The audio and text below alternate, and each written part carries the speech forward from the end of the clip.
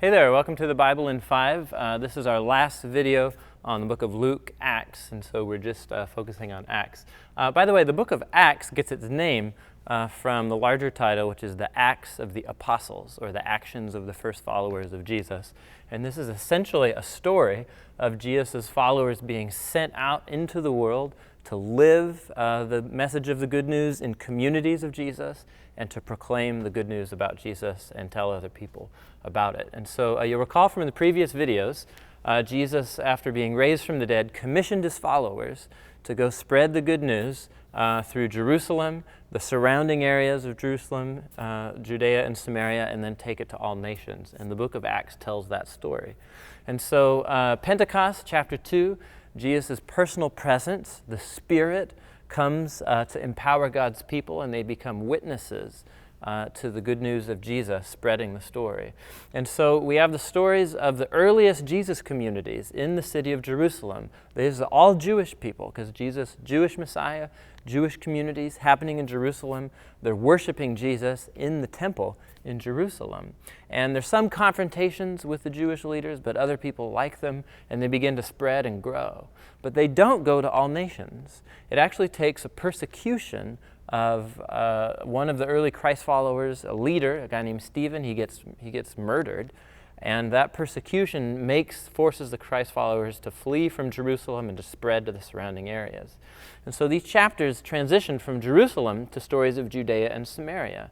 And we discover here that the gospel is going out. It's affecting people across the cultural boundary lines outside of Judaism to the Samaritans, who were distant relatives of the Israelites, but they were considered outside the Jewish people.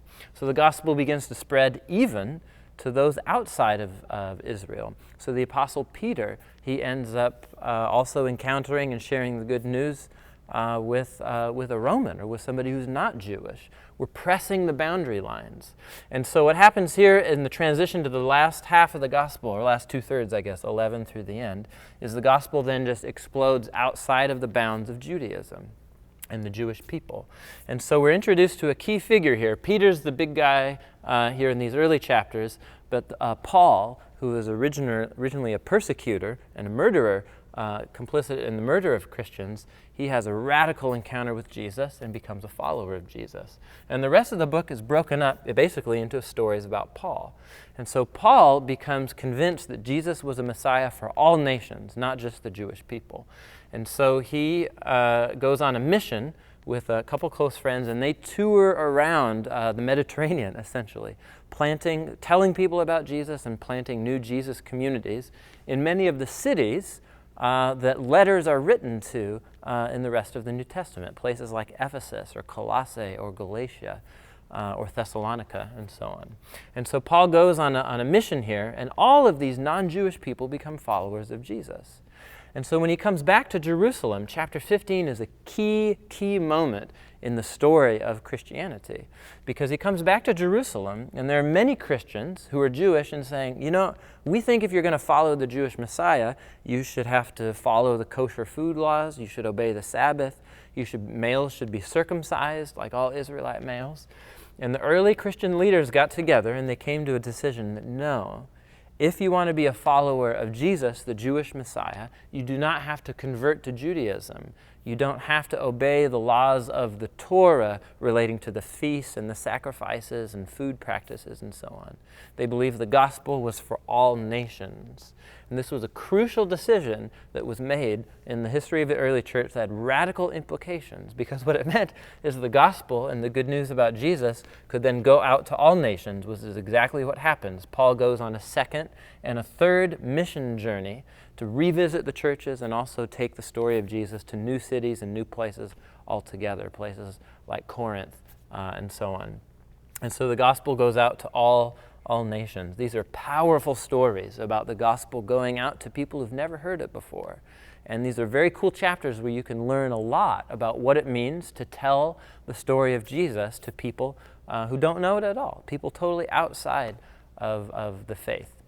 And so what happens in these last chapters here, Paul gets arrested because people don't like the message that he's proclaiming. And these last chapters really focus on the Apostle Paul as he's been taking the gospel to all nations. And he ends up getting arrested He ends up being in prison for a long time, and many of the stories about Paul here are similar to the final stories about Jesus. Jesus has had his Passion Week, and in many ways these final stories about Paul are like Paul's passion, as it were. And he ends up being taken to Rome to be put on trial and house arrest. He's almost dies in a shipwreck, but he's miraculously saved along with the whole ship. And the book ends with Paul under house arrest in Rome, announcing the kingdom of God, telling people about Jesus, and then the story just ends. And so it's in terms of the architecture of the book here, the gospel begins as a small Jewish movement in Jerusalem, and it ends as an international, growing, exploding movement with Jesus being announced as the king of the world right underneath Caesar's nose in the city of Rome. So what the book is pushing you towards is showing that the Jesus movement and the gospel is meant for all human beings, all nations, and it's meant to spread. And in fact, the next letter you're going to read, the next book of the New Testament, is Paul's letter to the Christians in Rome. So this is the framework for our history as a community of Jesus, and these stories are formative and shaping for us. And so I just encourage you to read them with an open mind and allow the Spirit to shape you through these very powerful stories and teachings of the earliest Christians. So it's a good read. I'll see you next week.